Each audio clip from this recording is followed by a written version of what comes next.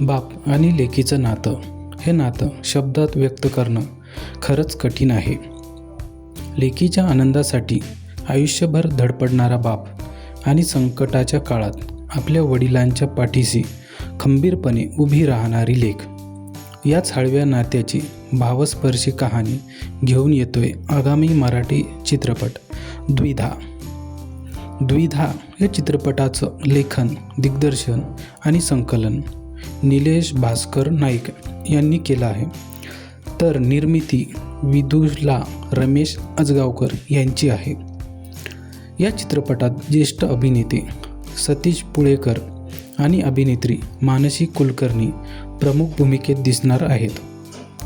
त्यांच्यासोबत रेणुका दफ्तरदार, निमिष कुलकर्णी, आस्ताद काळे, तन्वी कुलकर्णी, पुष्कर सराड, मनोज कोल्हटकर, भूषण कडू असे अनेक कलाकार आहेत.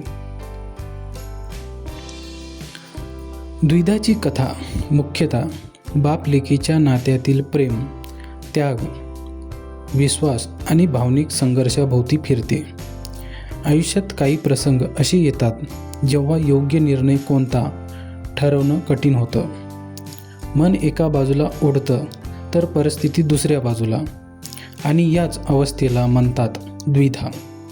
चित्रपटातून केवळ बाप लेकीचं नातं नाही, तर प्रत्येक नात्यात निर्माण होणाऱ्या भावनिक संघर्षांची बाजू मांडण्याचा प्रयत्न करण्यात आला आहे. महाराष्ट्राची हास्यजत्रामुळे घराघरात पोहोचलेला निमिष कुलकर्णी देखील या चित्रपटातून मराठी रुपेरी पडद्यावर महत्त्वाची भूमिका साकारत आहे. तो आदित्य अर्थात आदी ही व्यक्तिरेखा साकारत असून, ही व्यक्तिरेखा कुटुंबाला जोडून ठेवणाऱ्या शांत आणि समजूतदार व्यक्तीची आहे. द्विधाची आणखी एक खास गोष्ट म्हणजे मानसी कुलकर्णी आणि त्यांची कन्या ओवी यांची रुपेरी पडद्यावरची मायलेकीची जोडी. मानसी कुलकर्णी श्रावणी ही व्यक्तिरेखा साकारत असून, तिच्या बालपणीच्या भूमिकेत ओवी दिसणार आहे. त्यामुळे या चित्रपटाची उत्सुकता वाढली आहे. चित्रपटाच्या संगीताची जबाबदारी नीलोत्पल बोरा आणि शैलेंद्र बर्वे यांनी सांभाळली आहे. गीतलेखन मंगेश कांगणे आणि मंदार चोळकर यांचं असून, हंसिका परीख आणि मयुरी पटवर्धन यांच्या आवाजाची साथ गाण्यांना लाभली आहे.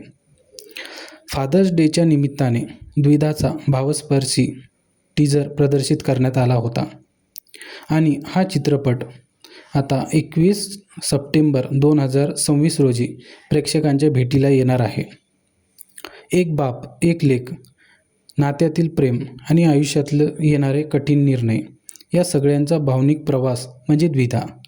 हा चित्रपट तुम्हाला किती भावतो हे पाहणे नक्कीच उत्सुकतेचे ठरणार आहे. तुम्हाला द्विधा चित्रपटाबद्दल काय वाटते? टीजर पाहिल्यानंतर तुमच्या अपेक्षा काय आहेत ते कमेंट करून नक्की सांगा.